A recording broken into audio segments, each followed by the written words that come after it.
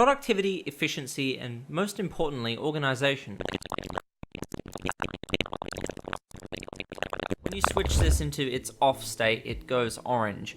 And some people... Now what we just saw was a video that I made a couple of years ago. This was the Google Home Mini review that I shot on my Canon 600D.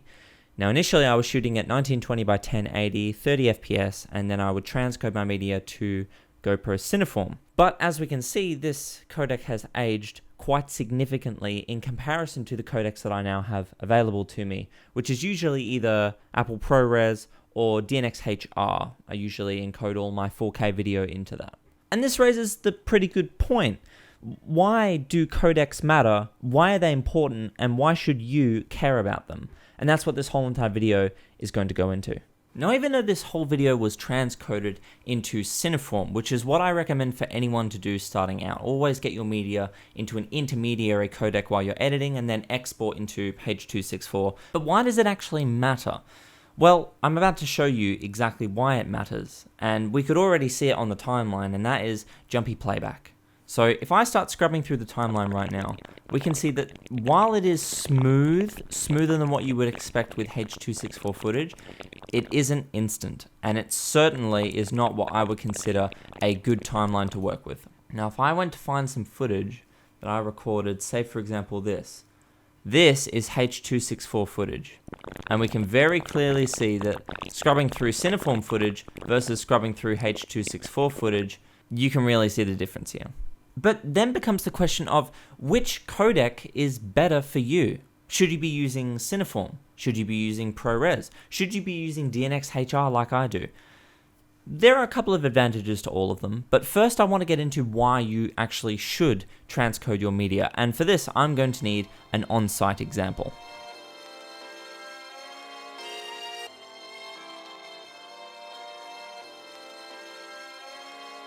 So when you film with a drone, which is what I'm about to do now, you end up filming in this codec called H.264.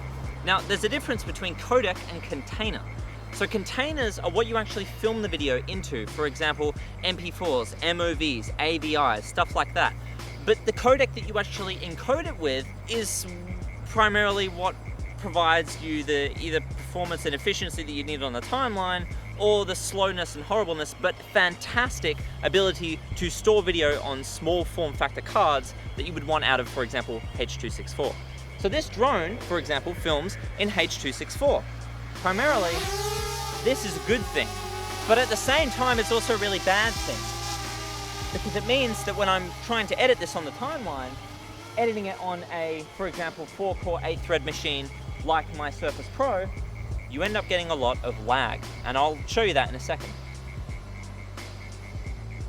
Primarily, H.264 is designed for people that just want to watch the video that they record. For people that actually want to edit things, there's no point. So one of the reasons why H.264 just isn't a good codec to work with on the timeline is the reason because it is compressed. So when you have a compressed codec, your computer needs to do a lot more post-processing in order to be able to edit it on the timeline. And this means that you end up getting playback that looks something like this.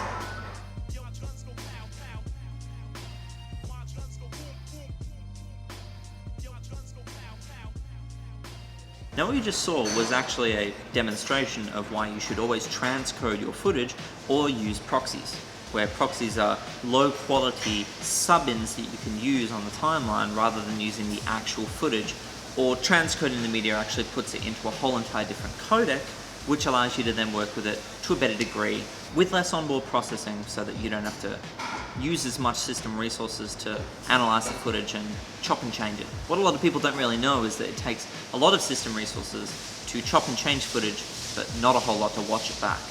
So I feel like we've just covered a lot of information in a very short amount of time.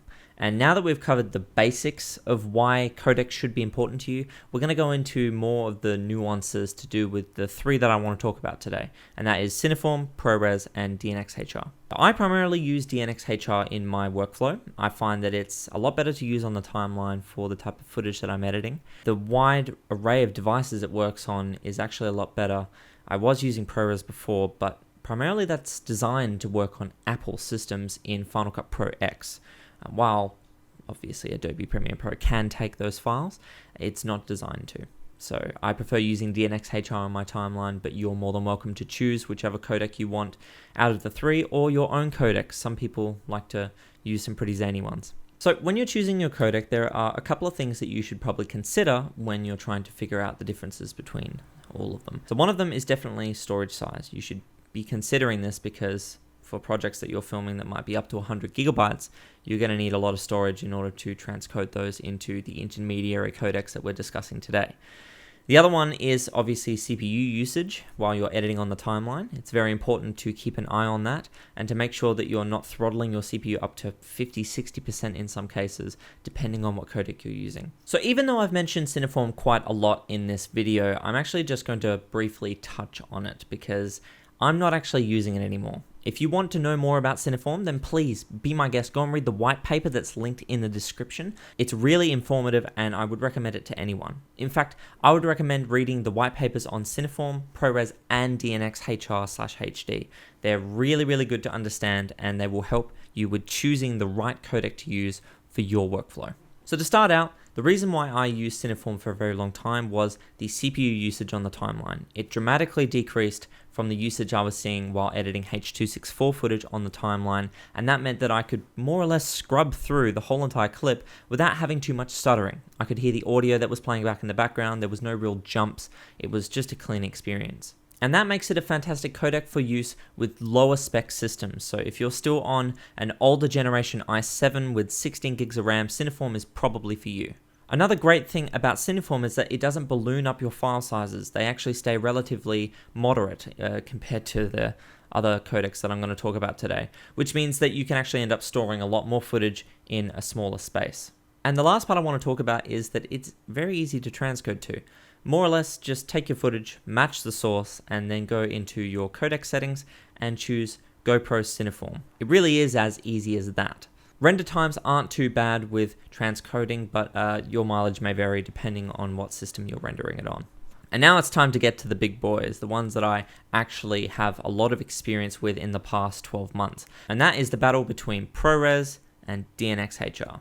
So right now I'm actually using DNxHR to edit this video on the timeline. This is my first proper video that I'm working with DNxHR. All my previous videos, or most of them, were actually with ProRes. So definitely a learning curve. I've had to fiddle around with a couple of settings, but I'll share my knowledge with what I know about both of them so that you can make an informed decision. But that being said, I don't want you to just think that this is the be-all end-all. These three codecs are it. Go and have a look into some other codecs and figure out what works best for you. So I've actually written some notes here just next to the camera, some tests that I actually did with the footage. So for reference, I used a video from my Sydney trip. It was a DCI 4K shot, 8-bit color using the Vlog-L color space, and its initial file size was 142 meg, which is actually really reasonable for what I was shooting. That being said, it is only an 8-second clip, so it's not too bad. The two codecs I used was ProRes 422 and DNxHR HQ 4K24. Try saying that 3 times. The transcode times, respectively, were 6 seconds and 9 seconds with a delta of around 3 seconds. Now, when you actually put that into perspective, the gains that I get from DNxHR more than make up for the extra time that is spent transcoding the footage, so I don't mind that too much. However, if it does bother you and you have a lower spec system, I would definitely consider using ProRes over DNxHR, even just for that point. Now the big one here is the file size difference. So with ProRes, I ended up getting a file size of around 718 megabytes.